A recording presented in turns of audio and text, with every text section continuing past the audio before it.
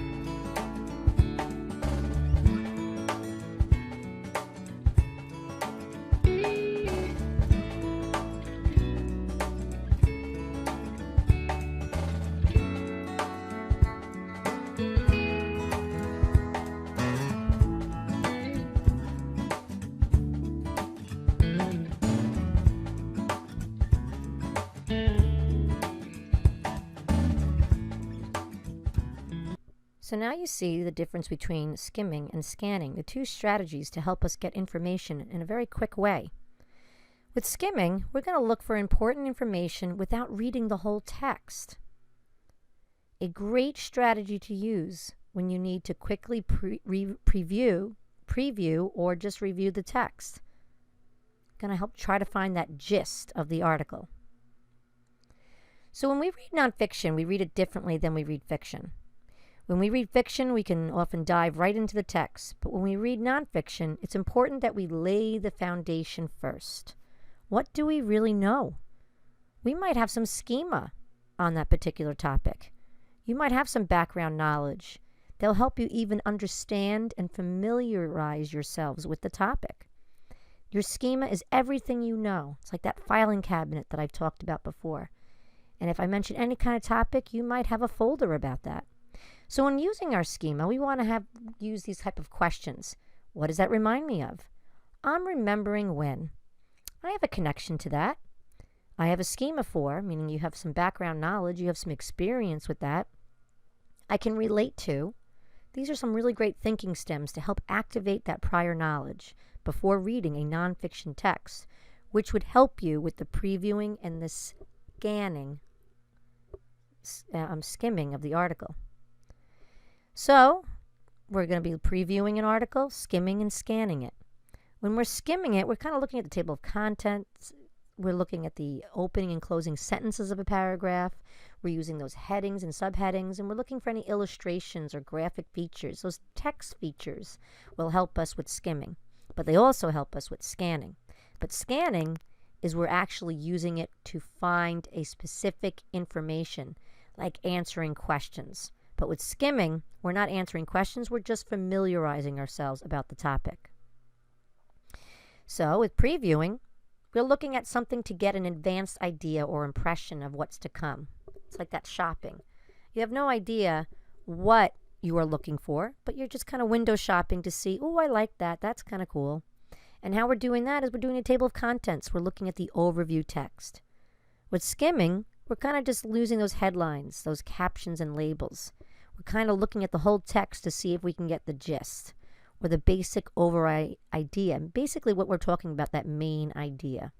Looking and absorbing all those important details that are through those text features. And the scanning is that we are actually using those text features and getting all the information we can to help answer questions. Nonfiction text features, you are loaded down with them in your notebooks.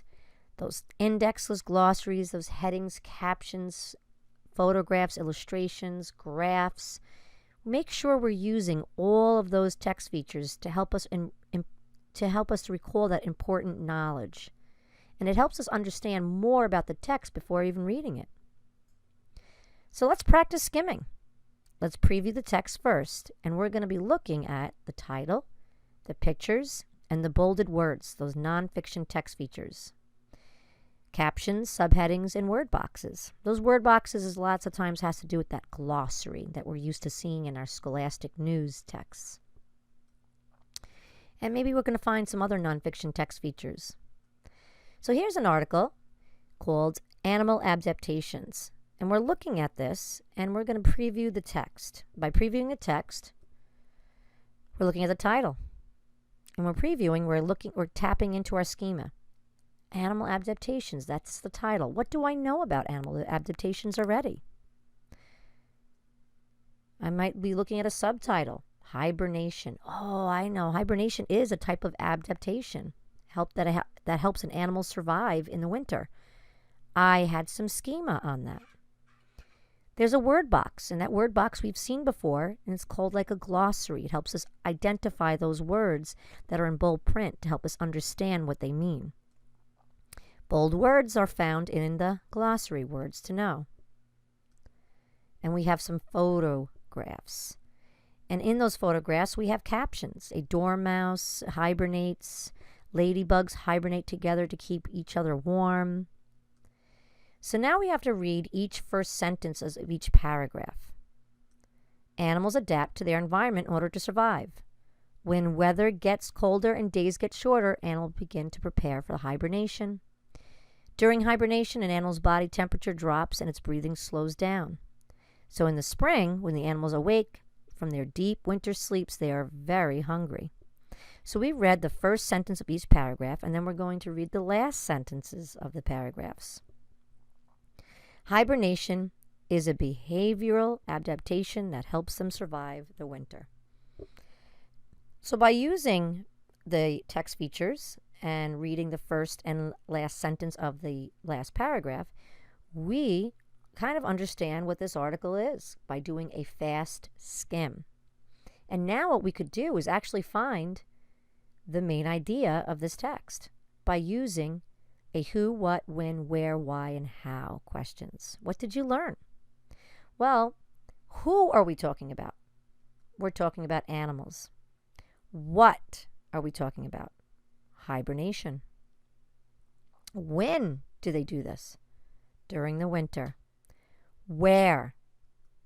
In their shelters, in their habitats. Why do they do this? In order to survive. Because that's what adaptations do. Animals have to adapt in order to survive. And I had some schema on that already. And how do they do that? Deep sleep. So I was able to answer these who, what, when, where, why, how questions by just doing a skim of the article. And when we're skimming, we are looking for those text features, those, hey, look at me, I'm here. And we can follow those text features.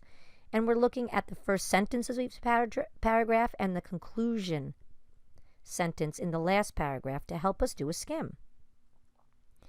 So if I wanted to say what I learned from this article by doing a skim, this passage is about animals that hibernate during the winter. First they find shelter, then they go into a deep winter sleep until spring. This adaptation helps them to survive. Guys, basically what I just did is I just took the who, what, when, where, why, how questions, and I just took those answers and I put them into a nice little paragraph by doing a skim, our first important reading strategy to help us find information quickly.